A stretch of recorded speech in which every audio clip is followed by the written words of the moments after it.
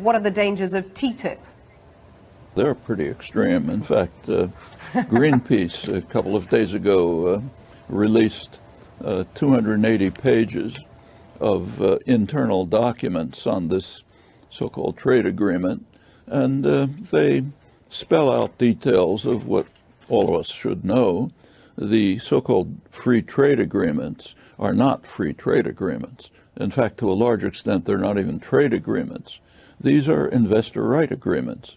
There's a reason why they're kept secret from the public. And as soon as you look at them, you see why. Notice I say secret from the public, not secret. They're not kept secret. They're not secret to the corporate lawyers and lobbyists who are writing the detailed regulations, of course, in the interests of their constituents. Doesn't happen to be the public of the world or their own countries. So these are highly protectionist for the benefit of private power, so-called intellectual property rights, effectively raise tariffs. They're called patents, but which have an enormous impact on economies, wonderful for pharmaceutical and media conglomerates and others. The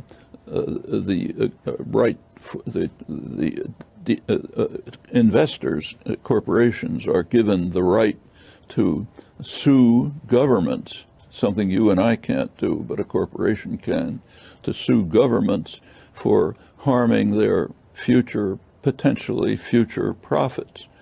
You can figure out what that means, and such cases are already in the courts. They're not in the courts, they go to private trade adjudication groups made up largely of corporate representatives. They're already going on with NAFTA, and we can expect more of them. There are provisions that undermine efforts at regulation, including, incidentally, regulation of environmental dangers.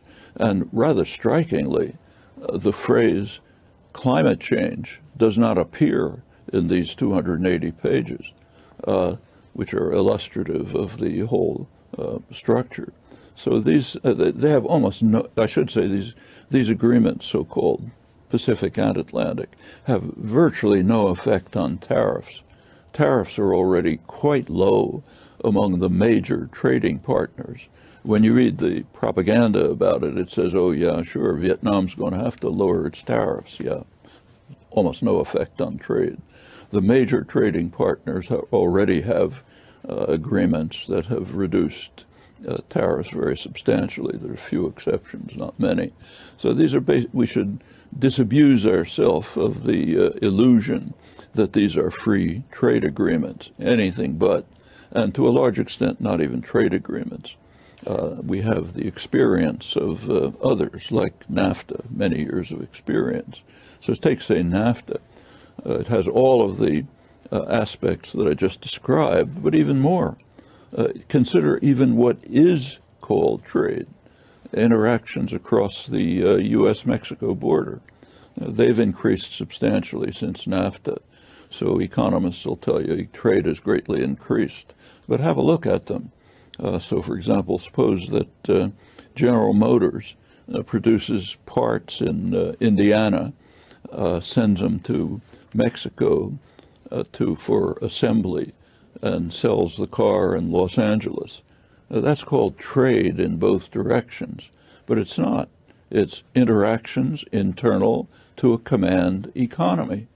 It's as if during the days of the Soviet Union, parts were made, say in Leningrad, sent to Warsaw for assembly, and sold in Moscow. We wouldn't call that trade. That's interactions internal to a command economy.